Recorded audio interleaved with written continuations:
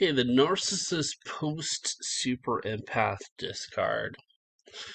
So, as a super empath, have both high empathic traits and elevated narcissistic traits, especially under narcissistic attack and devaluation. So, and it's an emotional turning point for the narcissist, although it's not enough to really evolve them. It's just a significant impact. It has a distinct energetic signature on their consciousness. So they can ensnare a super empath, not for long, and basically become uncontrollable. And so while attracted to them, they have to discard them because not feeding what they use people for, right?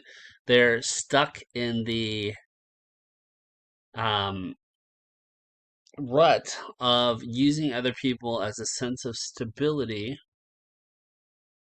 and a sense of importance via control. And so while the verve of the super empath is the most intense and the most attractive, they don't meet the criteria of being 100% in control, no matter how elaborate the ruse and the facade of the narcissist.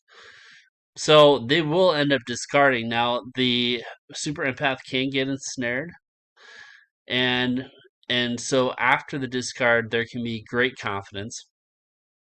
There can be a higher expectation for future supply. So, the super empath will be 100% devoted and give them more energy than they've ever been, received until that's not returned, until that's systematically, compulsively abused, and that supply stops emanating. And so they will expect this from other people. And at first, recycling old supply is the most common kind of go-to, right? It's a devil you know. The old supply feels new again. The old supply has been, a good little toy and has not made a lot of noise in the toy box, and so you get taken off the shelf, taken out of the toy box for a time. But the baseline and the expectation has risen.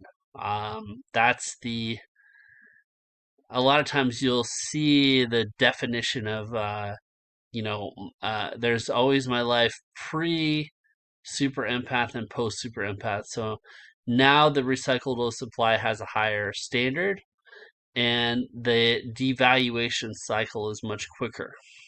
You usually see a rapid cycling after that. So going through many different partners with a certainly high expectation and even experimenting, you can try multiple partners at once to try to fulfill what was the high of the super empath hovering, right? When the super empath was producing, the attempt to replicate that state and sustain it will be attempted and will inevitably fail because, again, the orientation is a fundamental failure.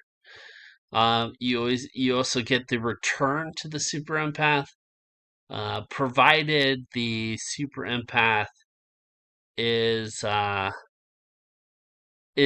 willing to accept responsibility, willing to accept the narrative that the narcissist will sell, and the narcissist has to believe this super empath will come under control and come to heal, to take accountability for a failed previous relationship, and then the cycle starts over again. It's not like there'll be any evolution in this process. Emotionally, there'll be a greater sophistication in approach and attack and A refinement of the facade, that's par for the course. But as far as emotional orientation and maturity, you will not get that.